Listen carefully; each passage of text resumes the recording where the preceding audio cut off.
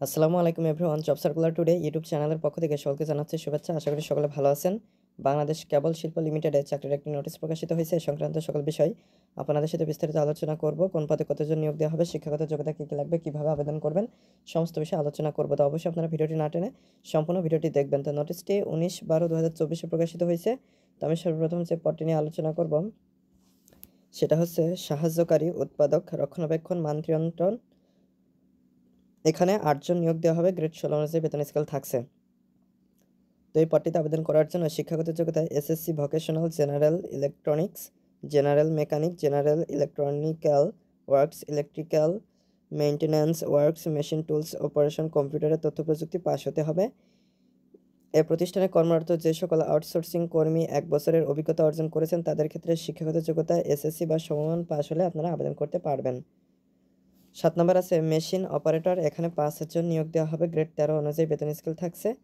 তো এই পদটিতে আবেদন করার জন্য SC vocational, general electronics, general mechanics, general electrical works, electrical maintenance এর ভিতরে যে কোনো একটা আপনাদের পাস হতে হবে।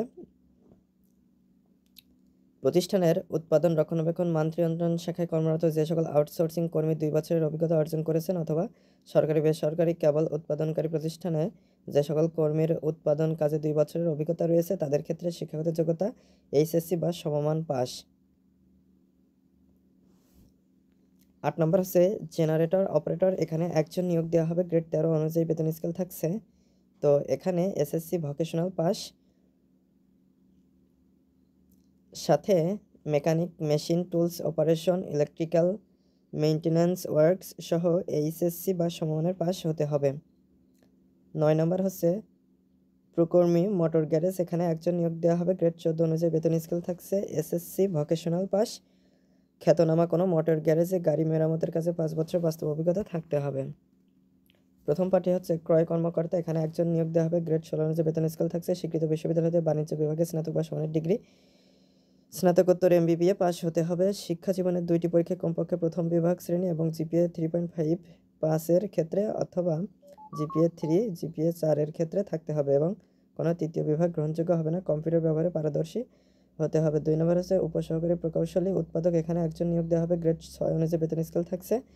কোনো অনুমোদিত পলিটেকনিক ইনস্টিটিউট হতে 4 বছরের ডিপ্লোমা ইন ইঞ্জিনিয়ারিংয়ে পাস হতে হবে। 3 নম্বর হচ্ছে উপসহকারী প্রকৌশলী আইটি সেল। এখানে 1 জন নিয়োগ দেওয়া হবে। গ্রেড 6 অনুযায়ী বেতন স্কেল থাকছে। অনুমোদিত পলিটেকনিক ইনস্টিটিউট হতে 4 বছরের diploma in engineering electronics computer technology pass হতে হবে।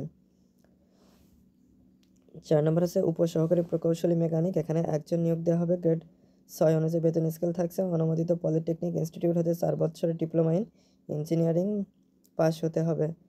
5 নম্বর হচ্ছে ভান্ডার সহকারী। এখানে 2 জন নিয়োগ দেওয়া হবে। গ্রেড 13 অনুযায়ী বেতন স্কেল থাকছে। 6 নম্বর হচ্ছে প্রকর্মী কেবল টেস্টিং ল্যাব। এখানে 2 জন। গ্রেড 13 অনুযায়ী বেতন স্কেল থাকছে। তো যারা আবেদন করতে চাচ্ছেন অবশ্যই বাংলাদেশের নাগরিক হতে হবে।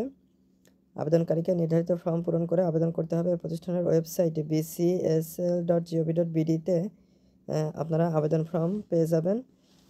প্রথম শ্রেণী গেজেটেড কর্মকর্তা, বিশ্ববিদ্যালয়ের শিক্ষক, প্রথম শ্রেণীর কর্মকর্তা কর্তৃক সত্যায়িত সকল শিক্ষাগত সনদপত্র, জাতীয় পরিচয়পত্র, জন্ম নিবন্ধন সনদ, অভিজ্ঞতা সনদপত্র, ইউনিয়ন পরিষদ চেয়ারম্যান, সিটি কর্পোরেশন বা পৌর মেয়র, ওয়ার্ড কাউন্সিলর কর্তৃক প্রদত্ত নাগরিকত্ব সনদপত্র, সদ্য তোলা পাসপোর্ট সাইজের 4 কপি রঙিন ছবি আবেদনপত্রের সাথে সংযুক্ত করে আগামী 20/1/2025 তারিখের মধ্যে রেজিস্টার্ড ডাকযোগে, জিপি কুরিয়ার সার্ভিস যোগে অফিস চলাকালীন সময়ে ব্যবস্থাপক পরিচালক, বাংলাদেশ কেবল শিল্প লিমিটেড, শিরোমণি শিল্প এলাকা, ডাকঘর, সোনালী সুটি, জুট মিলস, খুলনা ঠিকানায় পৌঁছাতে হবে। আবেদনপত্রের খামের উপর পদের নাম, নিজ জেলা ও মোবাইল নম্বর উল্লেখ করতে হবে।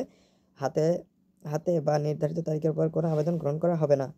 তো 20/1/2025 তারিখ অনুযায়ী যারা আবেদন করতে চাচ্ছেন তাদের বয়স 18 থেকে 25 বছরের ভিতরে থাকতে হবে। তো এখানে আরও কিছু নির্দেশাবলী উল্লেখ করা রয়েছে, এগুলো আপনারা বিস্তারিত পড়ে বুঝে তারপরে আবেদন করবেন। তো আজকের ভিডিওটি এ পর্যন্ত। ভিডিও সংক্রান্ত কোনো মতামত থাকলে অবশ্যই কমেন্ট করে জানাবেন। ধন্যবাদ সবাইকে।